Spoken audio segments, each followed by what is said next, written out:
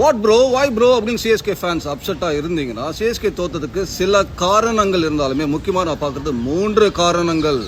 Number 1, உங்களோட பலத்துக்கு ஏற்ற மாதிரி விக்கெட் நீங்க ப்ரிப்பேர் பண்ண மாட்டேங்கிறீங்க. அது டைம் அகைன் சொல்லியாச்சு. உங்களோட பலம் ஸ்பின்னர்ஸ், பழைய செபாக் விக்கெட்டுக்கு நீங்க போனீங்கன்னா 170 120 இந்த ஜோன்லயே ஆடக்கூடிய பேட்டிங் வச்சிருக்கீங்க அப்படின்ற போது அது கிளிக்கா இருக்கும். அதை தாண்டி பேட்டிங் விக்கெட்டுக்கு போயிருக்காங்க. இன்ஃபேக்ட் ருத்ராஜ் என்ன சொன்னார்னா, இது 170 பார் ஸ்கோர் விக்கெட், செகண்ட் இன்னிங்ஸ்ல விக்கெட் ஸ்லோ ஆச்சு அப்படிலாம் சொன்னாரு. அதுல எனக்கு உடன்பாடு இல்லாத முழுக்க அற்புதமான ஒரு பேட்டிங் விக்கெட்டா இருந்திருக்கு. அதற்கு அத்தாச்சி பாத்தீங்கன்னா 20வது ஓவர் ஃபர்ஸ்ட் இன்னிங்ஸோட லாஸ்ட் ஓவர்ல டிம் டேவிட் 3 சிக்ஸர் அடிச்சாரு. சரி, அதுக்கப்புறம் ஸ்லோ ஆச்சு அப்படின்னு கேட்டீங்கன்னா 40வது ஓவர் தல தோனி 2 சிக்ஸர் ஒரு 4 அடிச்சாரு. அப்படின்ற போது 20வது ஓவர் 50% மேட்ச் முடியும் போது விக்கெட் நல்லா இருந்திருக்கு. 100% மேட்ச் முடியும் போது அற்புதமா இருந்திருக்கு.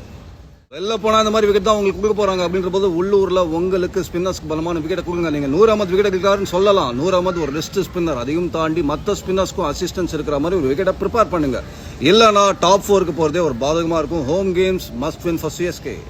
நம்பர் 2, கான்வேன்ற ஒரு குவாலிட்டி பேட்டர் நீங்க உள்ள எடுத்துட்டு வந்திருக்கணும். எஸ்பெஷலி சேசிங் தான் பண்ண போறேன்னு தெரியும் போது. சாம் கரன் பேட்டிங்கும் பண்ணுவாரு, போலிங்கும் பண்ணுவார் நீங்க சொல்றீங்க.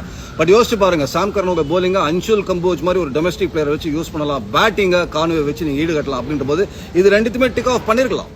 அது தவற சகோ. கான்வே உள்ள வரதுக்கு முக்கியமான காரணங்கள் 2 நான் சொல்லுவேன். அதுக்கு அந்த பக்கம் புவனேஸ்வர் குமார் அப்படின்னு ஒரு அட்டகாசமான போலர் ஆர்சிபி ஆட் பண்றாங்க. அப்படின்ற போது அதற்கு இணையான ஒரு குவாலிட்டி பேட்டரை நானும் ஆட் பண்ணணும்னு சொல்லிட்டு ருத்ராஜ் கான்வே உள்ள எடுத்துட்டு வந்திருக்கணும். அது தவிர ருத்ராஜ் கான்வே காம்பினேஷன் தாங்க பெஸ்ட்.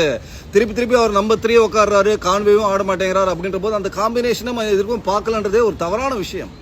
பண்ணணுங்க. One of the best openers இந்த கண்ட்ரி நான் நிறைய முறை சொல்லியிருக்கேன். சேசிங்னு சொல்லும் போதே ஆட்டோமேட்டிக்கா அவர் மேலே ஒரு எக்ஸ்ட்ரா பிரஷர் வருது. அதையும் தாண்டி அவர் நம்பர் 3ல ஆடுறன்னு சொல்லும் போது 10 for 1ல தான் உள்ளே வரார் அப்படின்றது இன்னும் எக்ஸ்ட்ரா பிரஷரா இருக்கு. ஒருவேளை ருத்ராஜ் நீங்க எழுந்து உங்க சேர்ல இடம் கொடுத்தீங்கன்னா, கான்வே மாதிரி ஒரு குவாலிட்டி பிளேயருக்காக அந்த சேரை விட்டு கொடுங்க. ட்ரிபாத்தி மாதிரி ஒரு பிளேயருக்கு விட்டு கொடுக்கறதுல லாபம் இல்லை.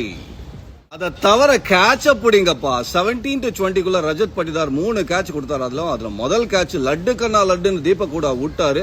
இதை தாண்டி சில காரணங்கள்லாம் இருக்கும். அன்பு சகோஸ், நீங்க கிரிக்கெட் பயங்கரமா யோசிப்பீங்க அப்படின்றதுனால கமெண்ட் செக்ஷன்ல போடுங்க. ஊடா ட்ரிபாத்திலாம் சேர்ந்து 11ல ஆடணுமா என்னன்றது.